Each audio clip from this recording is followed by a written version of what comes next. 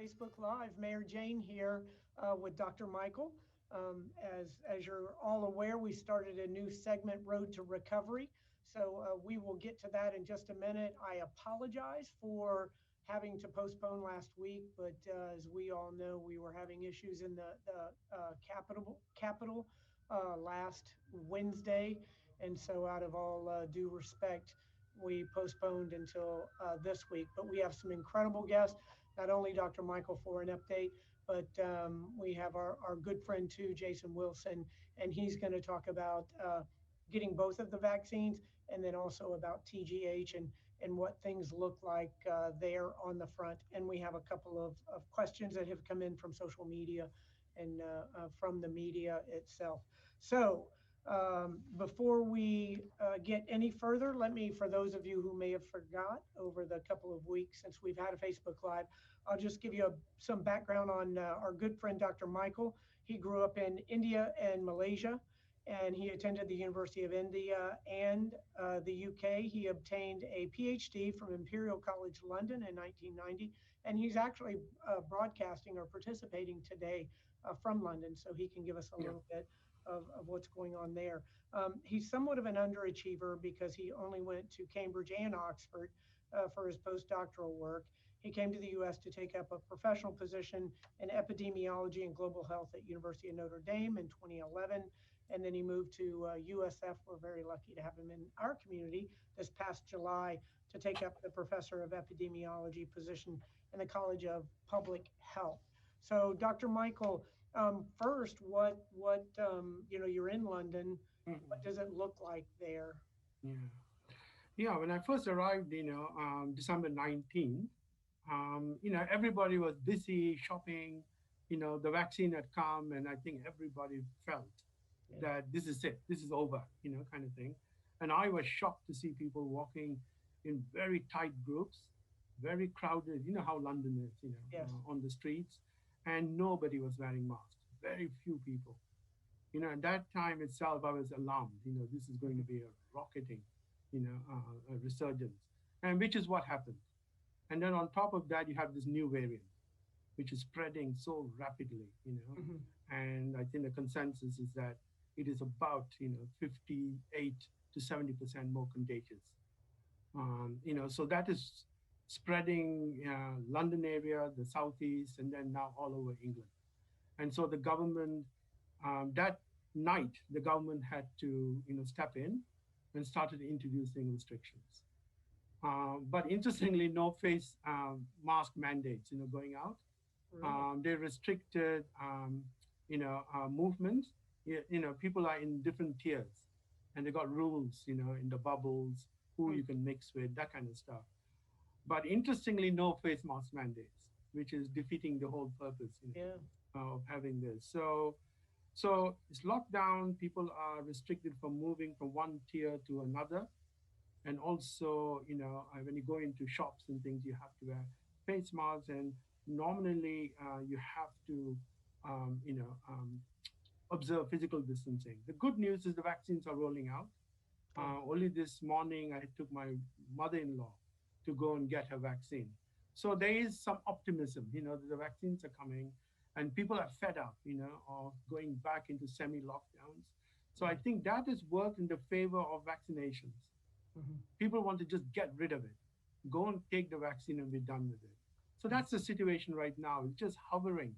Nobody knows where things are going to, go.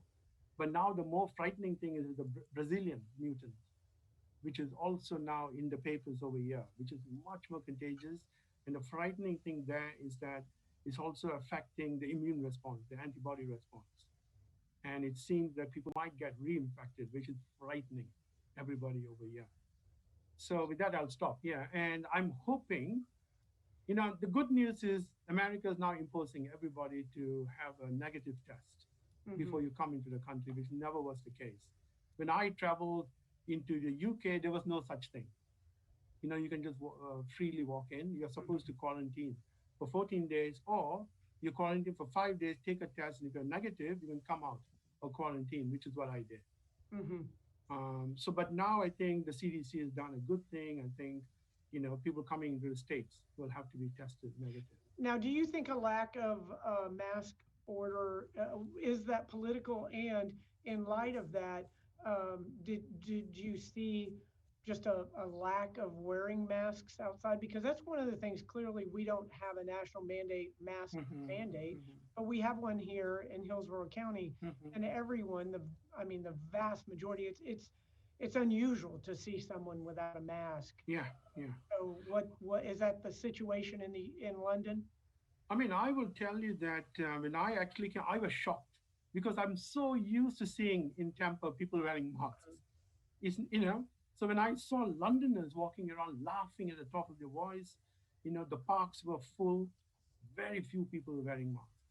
Mm. But latterly, the last 2 days, with the news of the new variant, I'm seeing more people wearing masks Yeah, voluntarily. right. So that is seeping through.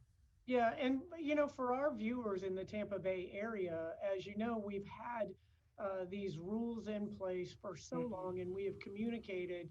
Hmm. Everyone knows that I was against opening up the bars, that I thought we should use CARES funding to ensure that individuals didn't lose their businesses, but that we weren't going to open them. And then when the order came that we opened them, we wanted to do that safely. We communicated, we passed out masks, we did everything, and we wrote warning after warning and some citations.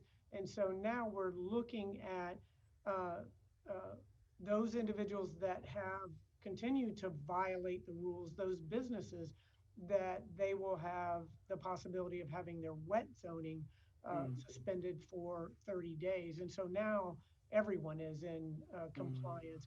Where before we had the vast majority of businesses were doing what they were supposed to be, the bars, Hmm. restaurants, what they were supposed to be doing, but we had some of those bad actors, and we all saw Hmm. on New Year's Eve, Yeah, the streets full yeah. and individuals without masks. And Hmm. unfortunately, as you know much Hmm. better than I, Dr. Michael, we're going to see those cases just as we saw at Yeah, Thanksgiving, just as we saw at Christmas, yes. and now with New Year's, we're going to see. So, Mhm. do you have an update for us Yes, on the yes, statistics? yes. Excellent. Yeah, I mean, not excellent in that it's going to be bad no, news, but no, understood. Yeah. Okay, so a quick update. This was done last week, um, and we were just waiting for the data to settle somewhat before we, really update it again. Okay, so let me just, okay. So once again, yes. So this is an update which is looking at the current status of the pandemic and then the model fitting to the data. And if you can see the insert, the blue curves are the actual observed, recorded daily confirmed cases. And you can see it was very tiny in March, April because of the lockdown. There was a tiny peak and then it just died. And then because the lockdown was released before the pandemic actually ended, you get this resurgence. And this was already predicted, even in April, May, that this is what you're going to get. So anyway, in March, I mean, sorry, in the summer, we got the second wave, which was pretty dramatic, going up to about 2,000 daily cases. And then the mask mandates came in, as you were just mentioning, and then the bars, closure, and that brought the cases down. And then recently, with the reopening of schools, universities, and then the state reopening, cases started to pick up. And this violent fluctuations over here that you're seeing right at the end, this is the post Christmas, New Year, kind of cases which we're reporting. Some of this were data dumps, but you can see the trend is going really much, it's really increasing exponentially now. We are hitting now 2,900 cases, which was recorded on the 6th. I mean, these are the 4 counties, about mm, 2,900 cases, um, January 6th. And you can see the model predictions, which is the blue median curve, right in sorry, the black curve, which is mm, the median model predictions. You can see the model is tracking the data. Now, both the data and the model near-term predictions are showing we are now in the phase of rapidly expanding or spread of cases. And this is simply showing the model forecast, the black line, and then compared against the actual data. The model was fitted until January 4th, and then 5th and 6th are the forecast for the near term, and those were the data on the 5th and 6th, and showing that the model and the data are both predicting an exponential rise. And this is further supported by our calculations of the effective reproductive number. And you can see the effective reproductive number actually denotes how many persons on average one person can infect at any given time. So a value of RT, let's say 1.5, means one person is infecting 1.5 other people. And it's an average. And then those people are in turn infecting another 1.5 persons. And in that kind of scenario, cases will just increase exponentially. So you don't want RT value above 1. That will denote sustainable community transmission. What you want is RT to go below 1. That will indicate the transmission is not sustainable and the epidemic will decline. If it's sustained over a period of time, the value of RT. And this is showing how RT actually varied since end of March, in the Tampa Bay region. You can see very high values. We had initially about 2.7, which is frightening, in this kind of infectious disease. And then the lockdown came in. It did a fantastic job. It brought it below 1. But then as the lockdown was eased from May onwards, you can see it's trending upwards. And then what Tampa did was exactly what needs to be done. The face masks were introduced 22nd of June, bars were closed 26th of June, and you can see after a lag period, RT began to come down. And the pity was, you didn't get enough time for it to decay into very small numbers. Before that, schools reopened, bars reopened, and then the statewide reopening took place. And then you can see RT is now inching up, and the latest value is 1.217, meaning one person is infecting 1.2 other people. And that is already giving us a hint that the future size of the pandemic is going to be frightening if nothing is done. And this is showing what the size of the pandemic, the coming wave will look like. The black curve, a word about the model. The model is actually fitting to data, just like hurricane models. And then it estimates the parameters that the model needs to run. So it is tracking the data, and the data is informing those parameters. One set of those parameters are the social distancing and face mask wearing measures. So the model is estimating that as well through time. So right now, those measures are giving us about 40% protection against transmission. So we are showing a forecast saying, what if those social measures are maintained, that 40% are protecting the transmission? And that is shown by this black curve. You can see it is still going to lead to a sizable coming wave. At peak, which will occur around March 2nd, we are going to see about 20,000 cases, which is about, right now we are hitting around 2,500, 2,000 to 2,500 to 2,700 per day across the 4 counties.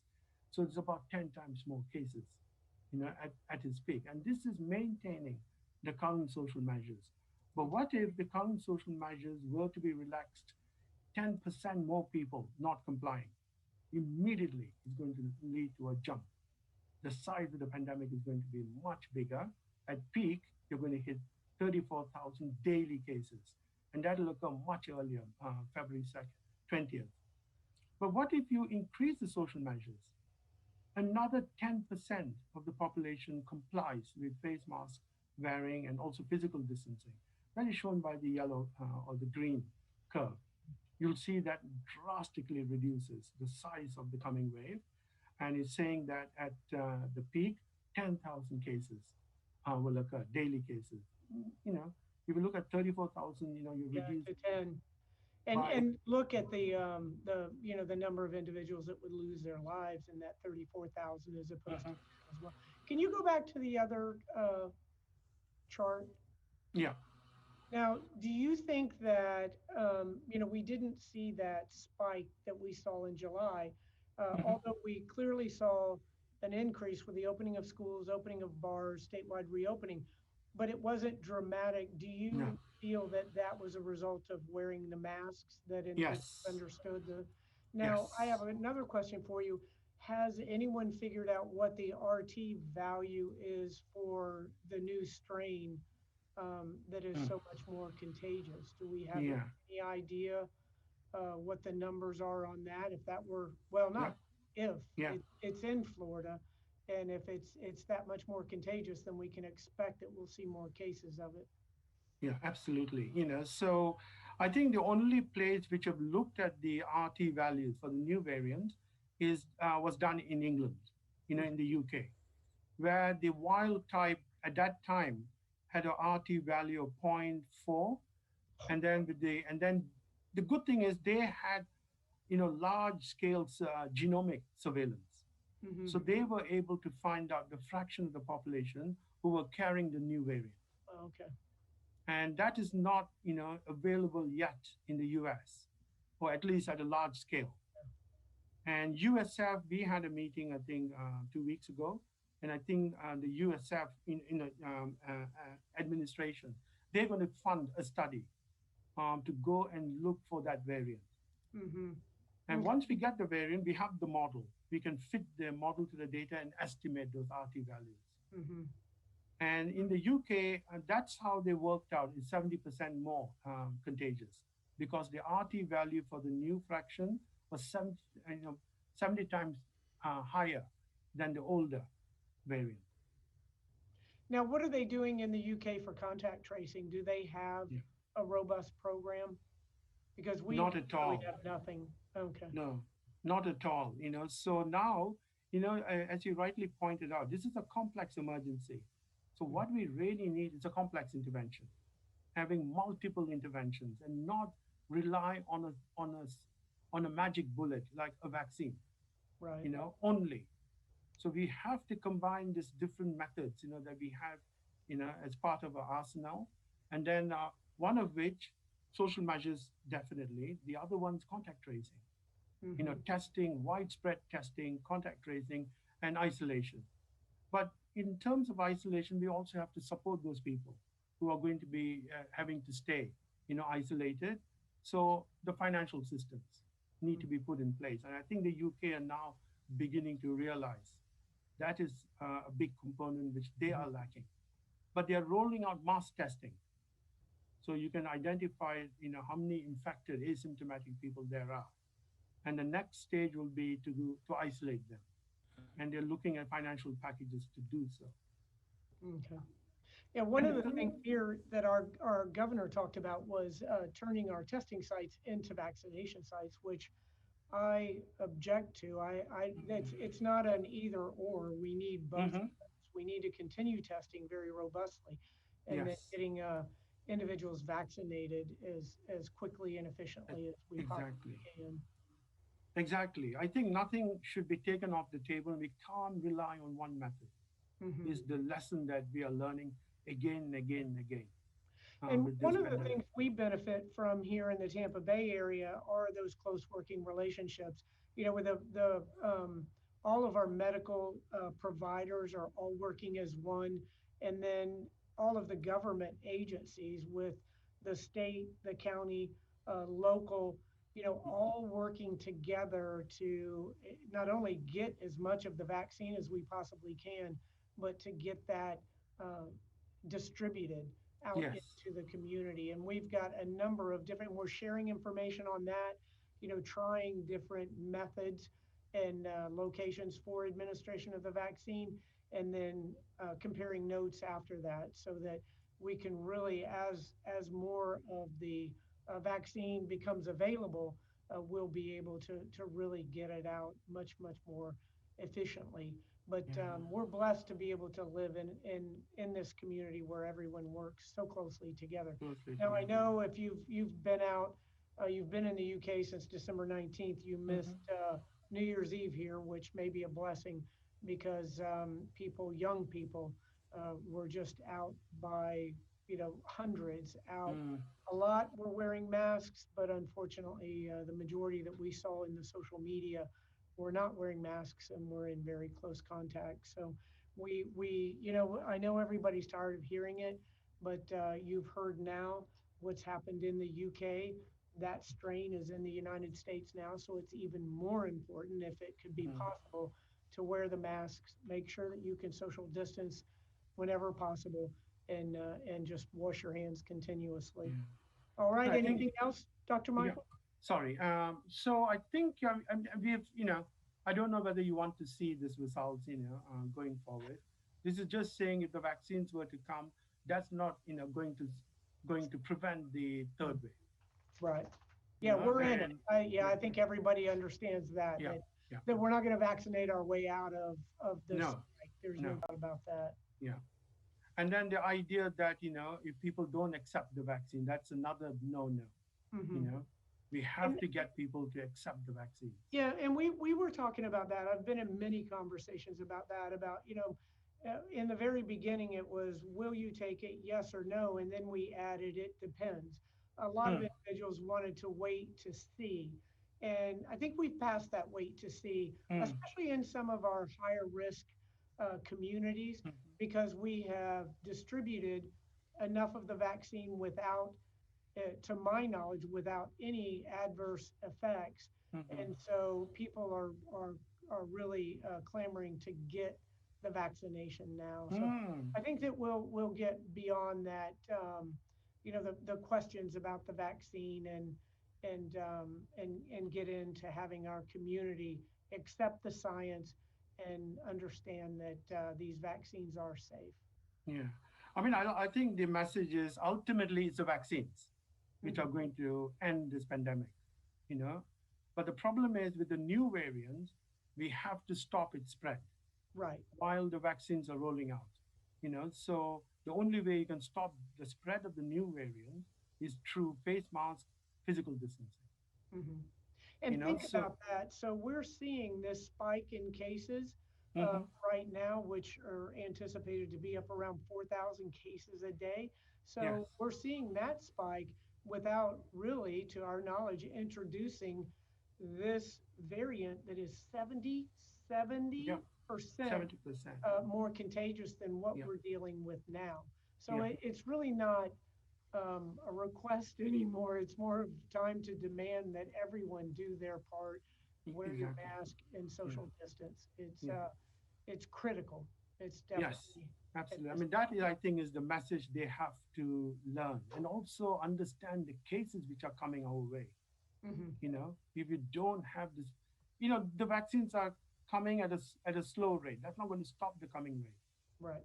So we really have to stop it by bringing in the other, combined with the other measures, and therefore have a very complex intervention with multiple interventions. Yeah. I'll stop there. Yeah.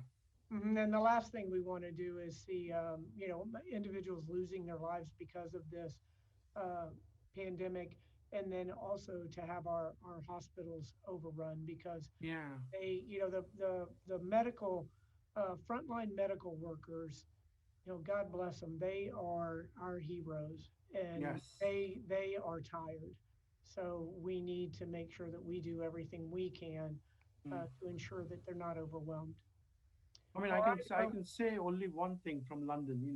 The hospitals here are breaking point. Yeah, I have no doubt about that. All right. Okay. Thank you Thank you. very much, Dr. Michael. Mhm. And don't get too comfortable over there in the UK because we need you back over here. I'm coming Yeah, back. in Tampa. Okay, Yes. good, good. Okay. All Thank right. you. We look forward to seeing you, and thank you once again. Thanks. Much appreciated. All right. Next, we have up Dr. Jason Wilson. He has been a guest on our show many times before, and nobody gave me your bio. So let's wait until Dr. Wilson gets up here. About all I can say is that you are incredible.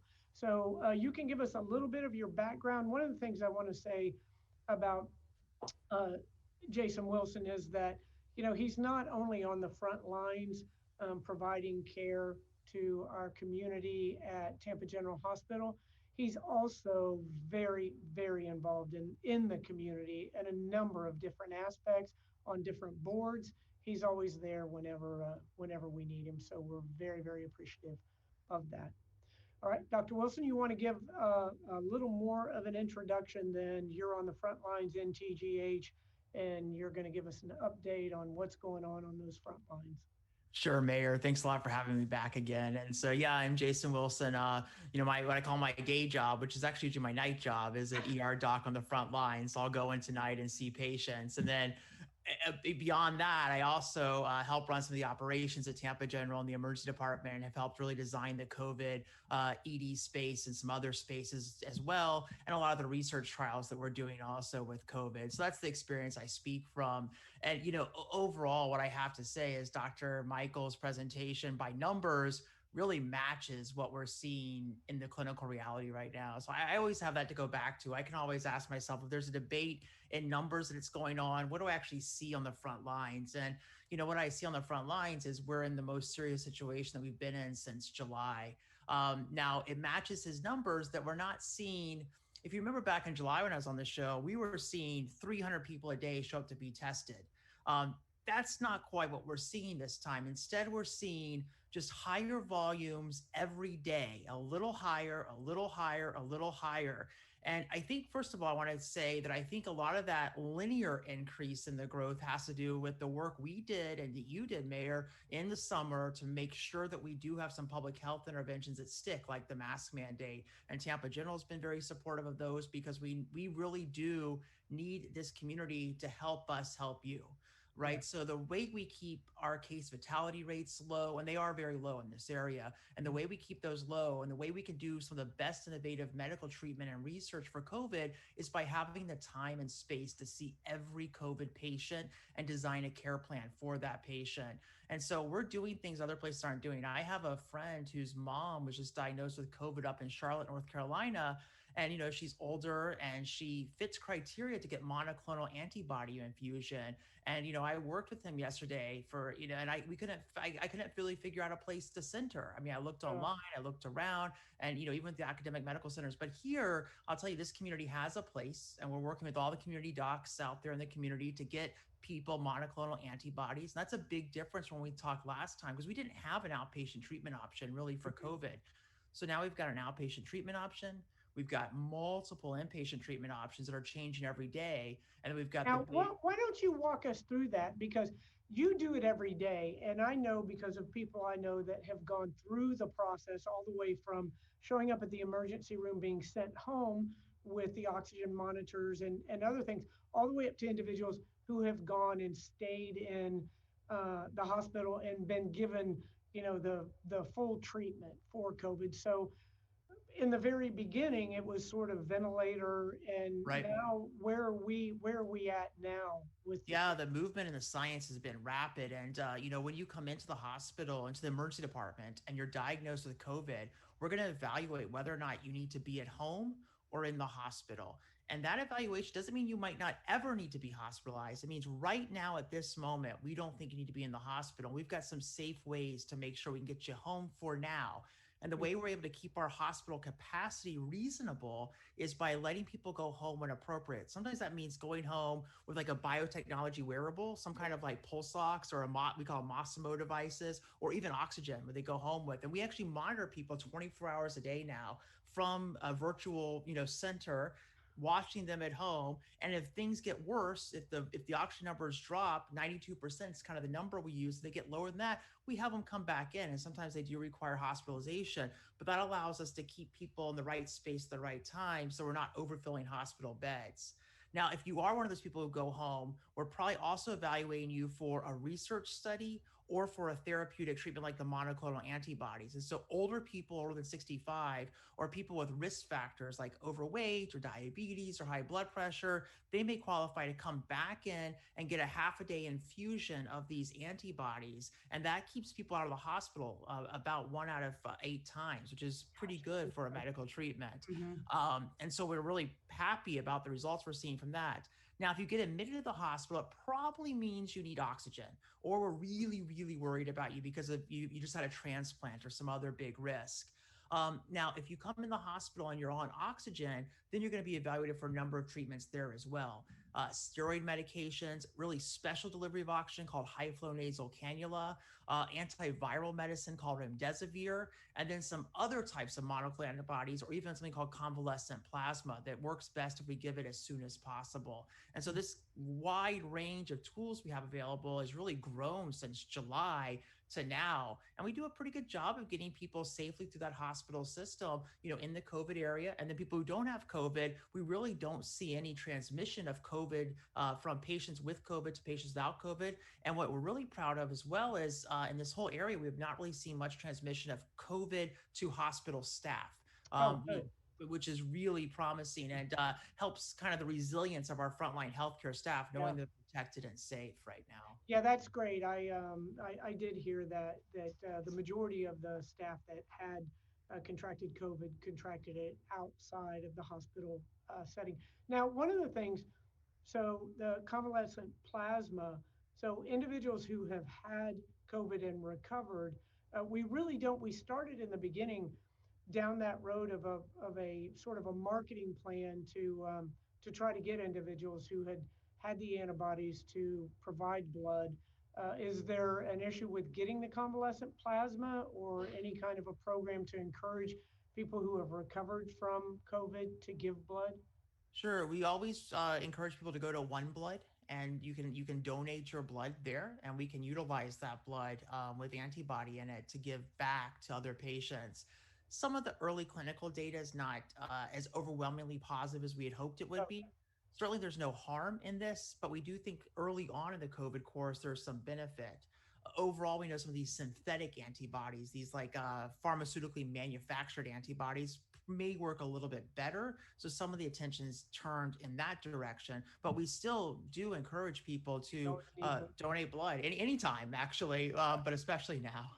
Okay, excellent, excellent. So, is it safe to say that had we as a community and really as a medical profession worldwide not made all of these advances, one, that the death toll would have been much higher, but also our hospitals would have been overrun at this point? Because if you admitted everyone that showed up at COVID that with COVID that had some type of a reaction to it, if they were all in hospital beds, there's no way we would have enough room for them. Yeah, man. If you go back, if you remember early on, we talked about this term flattening the curve. We don't say that word as much anymore, but that term still is in play, and it's really helped because what we did by these public health measures is we allowed that curve to stay flat through September, really August, September, and October. And it allowed us to get better at doing what we do. We used to think we had to intubate everybody who had COVID, whose oxygen numbers dropped. And we don't. We know we don't need to do that. And so that saves all those resources. But that just took the time of science to understand that, and the time of science to get new treatment options available, and to build a clinical space to send people to, and to renovate the old rehab building, which is now the Global Emerging Disease Institute, or the JEDI is what we all call it, which is a lot easier. Don't think they didn't think of that acronym before they came up with that name. Yeah, that's the marketing team. They're really good at what they do. That's so hilarious. Yeah. So what about, let's talk about healthcare workers. And that's another thing that comes up as the vaccine and how I feel about the federal approach to this pandemic period, any type of national plan, whether it be in testing or the administration of the vaccine. But how about the frontline medical personnel? As we have these hotspots, are we losing personnel to other areas? Question number one. And two, when the vaccine becomes available in large quantity, do we have enough individuals that will be able to administer it? Those are great questions. So for the first question for staffing, we're 10 months into this. And so there are some staff resiliency, issues that we take very seriously. And there's, of course, some just feeling of a need to give back to other areas where they're being hit by COVID. And so we do sometimes see some nurses who maybe travel over and, want to help out other places. And we, obviously encourage people because we know we're in a surge now here. And so we encourage people to help with that as well. The resiliency issue, is interesting. As long as people are helping us, our healthcare workers are built for this.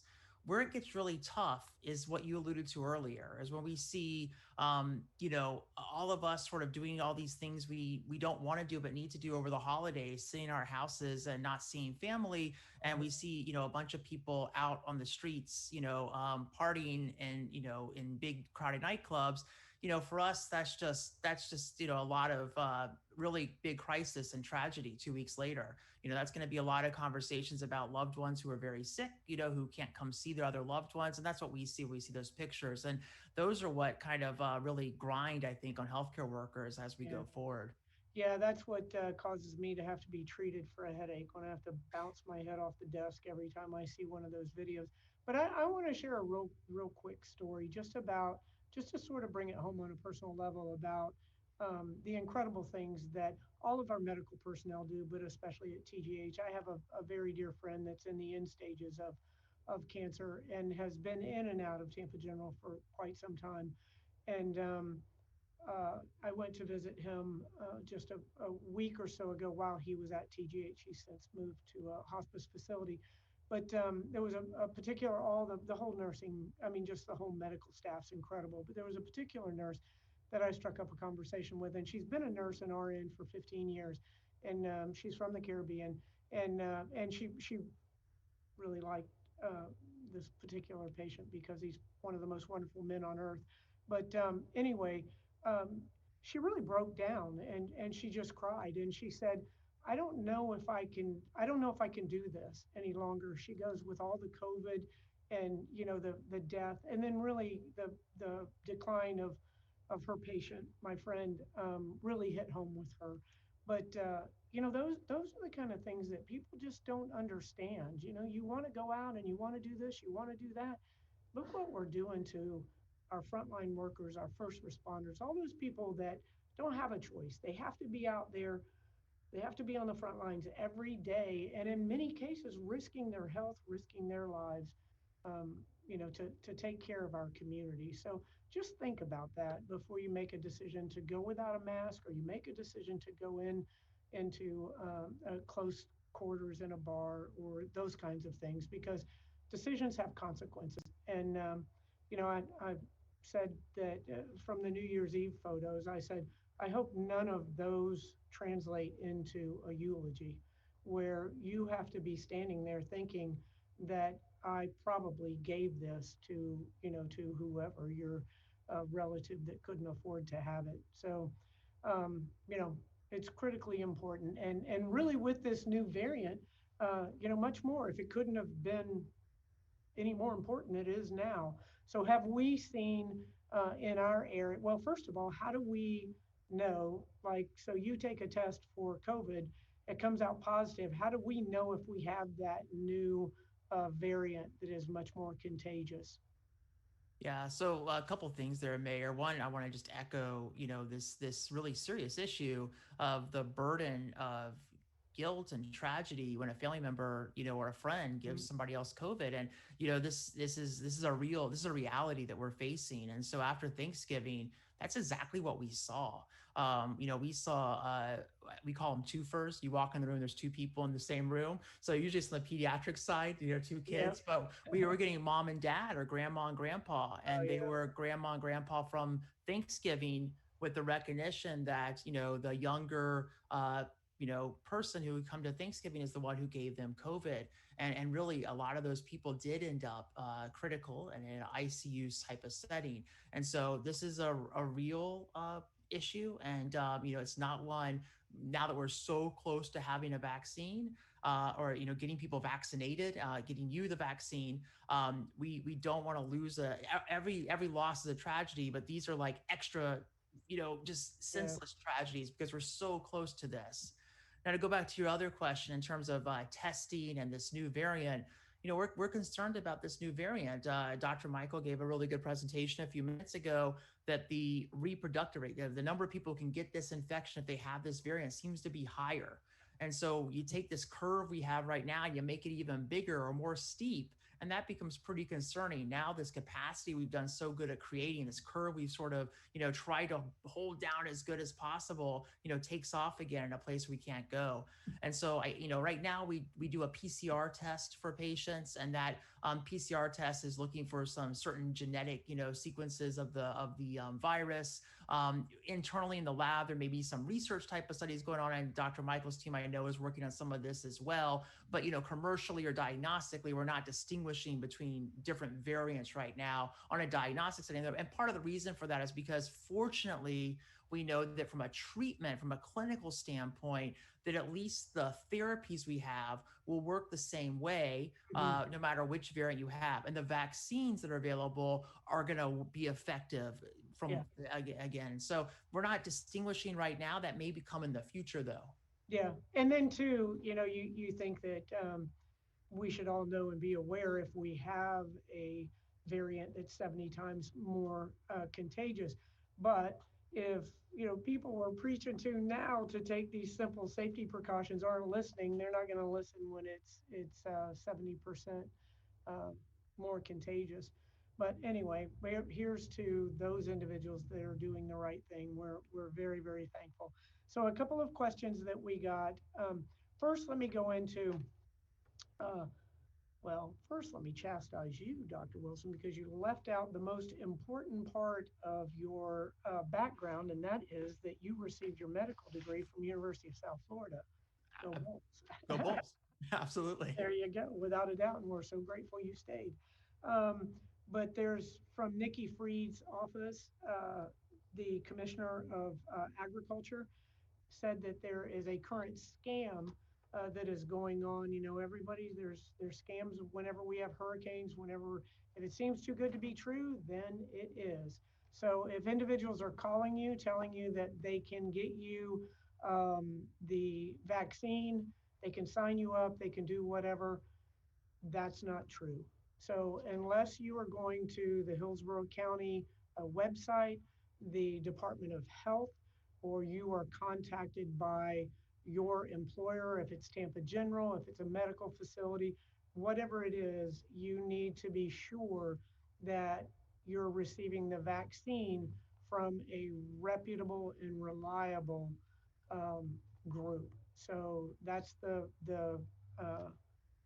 latest scam that's going around. So anybody that just calls you and says that they have this vaccination for a price or whatever, then that is a scam. So please be aware of that. And anybody that's listening, make sure that your family and your relatives are aware of that as well, because these scams usually prey on the elderly. So this is a couple of questions, one for me, one for you, Dr. Wilson, from Justin Schecker from WFLA. And you kind of went over it, but just in summation, what's it like right now in the COVID-19 ward at TGH? Are we getting close to the capacity for beds? Hospitalizations, I know that they're probably consistent because the treatment has advanced dramatically. And we talked about the toll it's taking on the frontline healthcare workers after a year in this fight. So general comments on Yeah, the only thing I would add to that, the thing we see now that was different than June or July is in June or July, our surge was based on a lot of people who are younger and healthier can go right home after they got tested. So we call them swab and goes. We don't we don't see it. You get to hear all the inside baseball terms from me. Yeah, right. But we don't see as many swab and goes right now. What we're really seeing and actually one of the big burdens or things we're trying to solve in the healthcare system right now is people who have known COVID and are either representing or getting sicker at home, and coming to the hospital. That makes up a pretty large volume too of, what we're dealing with. And that just from a, planning standpoint, you got to think about like COVID waiting rooms and COVID spaces for people who are all known to be COVID positive. And, whether or not it's this visit, this encounter, you're going to admit that patient, or whether you think you could still, have some tricks of the trade to try at home before they need to come in. That's what looks different now compared to June and July. And our long haulers too are a serious Yeah. patient population that's developed as well. And that's where a lot of work, when this calms down post-vaccine, a lot of work and research is really going to have to sit around how to treat long haulers who may have some lung issues and heart issues that are going to last, potentially for a while. Yeah, yeah, it really is. It just so much it continues to be unknown about this. Some of the like the long haulers. I have a friend who had COVID months ago and still hasn't gotten his sense of smell and taste back. So those kinds of things that, and not to mention the respiratory issues. And all right, well, would you suggest that people? I know a lot of the times you guys provide the oxygen monitors, the fingertip. Are those things that individuals uh, should get, or just wait till you need it? Because I know one of the things with the COVID is that the condition can deteriorate really quickly. Yeah, it's reasonable. I would just want you to have a discussion with your physician about the specific numbers you're looking for. I mean, it's gonna, you put this thing on, it's gonna tell you a bunch of numbers, and you gotta know what you're looking at, right? And what number matters for you. I have a general number I use for my patients usually when I see them, and it's 92% for more than 5 minutes. I'm a little bit concerned. But if you're a patient who just had a heart transplant, it's not 92%. It's probably a bit higher than that. So with caveat, it's probably not unreasonable to have one around if you have a COVID positive person in your house right now. So have a conversation with your medical provider and Right. not Mayor Jane Castor, right? Who may or may not have stayed at a Oh, Holiday Inn. you figured out a few things by now, I bet. I know. I always say to Dr. Lockwood, I always blame him. I say it's your fault that I have just enough medical knowledge to be very dangerous. All right. Okay. We So call that second year resident level. yeah, right. I don't know about that. So one of the questions as well from Justin is the city of Tampa working to set up any coronavirus vaccination sites. What plans does the city have in advance of the Super Bowl to avoid a repeat of large crowds we saw on South Howard and Ybor City on New Year's Eve? So with the first question about the coronavirus vaccination sites, um, that's the Department of Health, Dr. Holt and his team in cooperation with Hillsborough County. And they have, as everyone is aware, they had 4 sites set up last week. And, there was a great deal of heat about the site crashing, which goes to, the people were afraid that there was going to be a great resistance in getting the vaccine. Well, crashing the site to sign up is an indication people want it.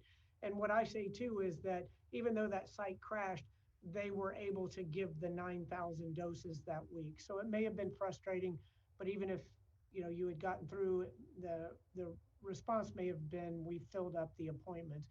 So continue to try. They have a new system. They have 9,000 doses to administer this week. The issue is there's not a consistent supply. So, it's not known what we're going to be getting in weeks to come. We have received at the city of Tampa, we receive vaccines for our frontline firefighters, paramedics, police officers, and looking at other frontline workers from there. I talked to the emergency manager with the state, Jared Moskowitz. My opinion of looking to get 65 and older and a lot of higher risk in the minority communities. I said, no matter what the issues are going on in life, you can get to church on Sunday. So we had a test um, uh, vaccination site at St. John's Missionary Baptist in East Tampa the other day. And no offense, Dr. Wilson, against men, but if you want something organized, get the church ladies to organize it. I have never seen anything as well organized as it was. They actually vaccinated 590 individuals in less time than they had allotted for the vaccinations. Church ladies didn't do the vaccines. They had nurses there, but they had organized it all. We want to continue with that, to go to churches. I know the county has plans to go to congregate living facilities to a number of places where they can go and they can administer the vaccine without requiring individuals to travel. And so they're looking at a number of those um, approaches. They also still have 3 sites that they're administering the vaccines. And then the idea is for the state to set up a site at University Square Mall in the parking lot. So the south side, you have the city limits, the north side, you have the county limits. And they want to vaccinate up to 1,000 people a day at that one particular location. Again, it's all the supply and demand that's going on. So we're working on it. We're trying to get out as quick as we possibly can, specifically to 65 and older, those at the highest risk. Plans in advance of the Super Bowl, we feel like we've got great adherence in the bars and restaurants now that we've held some of those violators to task, and we're continuing with those checks and with the issuance of those citations and those hearings on suspension of the wet zoning for the repeat offenders. So again, we just ask everyone to do their part. We don't know what we're going to see as far as an influx into our community. We're going to have a Super Bowl. I would love it if they filled the entire stadium up with medical personnel who had both of their vaccines. That would be absolutely wonderful and give them an opportunity to watch the Super Bowl. But those are our plans now. And one thing I forgot to ask you, Dr. Wilson, you have had your second vaccine. So there you go. Look at that, card carrying vaccinated. That's right. Doctor. These may become a normal part of our life at some point, you know. I know. Yeah, you'll be carrying that around with your driver's license. Right. So I know that the first, I haven't heard of any adverse reactions on the first one. Even very few people that say they had a sore arm. The most common is I didn't even know I had gotten the shot. The second one, I've heard that people might have a mild headache, a little bit of fatigue, but nothing a Tylenol or Advil wouldn't take care of. Yeah, you know, and if we look at the 2 studies from the Pfizer and the Moderna vaccines, we expected that, you know, people would have on that second dose a little bit more of fatigue, headache, soreness, arm soreness, maybe some chills. And that seems to be the experience that people I know are having. That's the experience I had. First dose was nothing. Second dose, about 12 to 20 hours later, I felt kind of like I was about to have a cold. And then by the next morning, I was completely fine, 100% fine. So I'm recommending to people that, you know, before you go get that second dose or when you go get that second dose, just take some Tylenol, ibuprofen, kind of scheduled, you know, until 24 hours later. And then you're probably out of the window. But it's important to note that, you know, worldwide, globally, there have only been about 25 severe allergic reactions, and all those have been very well managed. So millions and millions of doses now, and 25 allergic reactions that have been managed very well. So really no serious side effects. This is, you know, looks to be very safe for pregnant women. It's safe for women of childbearing age who may want to get pregnant in the future. There's no associated risk for things like Bell's palsy with this. The number of people who had that were the same as we'd expect in a normal population. So I just want to make sure everybody understands that what we see so far is this is an incredibly safe vaccine.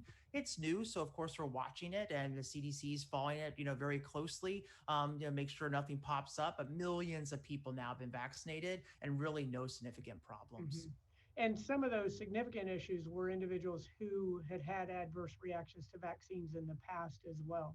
Which is actually the only contraindication to vaccination is a prior severe allergic to vaccine. Any other allergies are not a big deal. So it's like shrimp allergies, iodine allergies, penicillin allergies, whatever. That's not a contraindication to getting vaccinated. You can still get vaccinated with that. Good. And for those people who still may be a little bit on the line, I just want to let you know this. We had a 102-year-old woman vaccinated on Saturday out at University Square Mall. And she is fine. So it's safe, and we need to make sure that we get as many people vaccinated as we possibly can. I know there's a lot of frustration, as there was with the testing process when we first got started there, but we are doing all that we can to get that vaccine out and to get as many people in our community vaccinated as possible. In the meantime, you got to wear your mask and you have to distance separate. And you can also get now's the time to get all of the, like the Bucks are going to be in the Super Bowl. I've said that Don't forecasted jinx that it. I know all the way along. So, wear your Bucks mask. I have that. Today starts hockey season again. So we'll be bringing in our second consecutive Stanley Cup at the end of this season. Almost got the World Series trophy. If everybody promises to keep it quiet, I intend to kidnap the Raptors and keep them here. So we're going to have an NBA team. So all kinds of good things on the sports front here in the city of Tampa. So as we end up, we've got 25 days left until the Super Bowl. So any information you want about the Super Bowl, you can text. Oh, that's not true. You can go to our website and you can see whatever information you want at tampagov.net. Or for updates, you can text SBLV to 888-777. That's SBLV 888-777. And then we'll text out updates for the Super Bowl as it gets closer. Paycheck Protection Program for small businesses. You can learn more if you go to sba.gov /PPP. And we just got the next round for the additional round of PPP out. Eviction moratorium has been extended. Our Lift Up Local has been extended. We're doing everything we can to help our small businesses, but we all have to understand our responsibility in keeping this COVID under control. It's incredibly important that we all do our part. Thank you so much, Dr. Wilson. It is always a pleasure to talk to you, and thank you for all you're doing for our community on so many different fronts. So thanks for tuning in. We'll see you next Wednesday. Next Wednesday, we're going to have some business individuals, small business owners on and talk about how they've pivoted their business model, how they've used humor, the things that they've done to adapt to this pandemic and keep their businesses afloat. So that should be exciting as well, not nearly as exciting as Dr. Wilson because he's always the one with the news. But just remember to stay healthy, stay safe, and above all else, be kind to each other. Thank you all, and y'all have a good evening.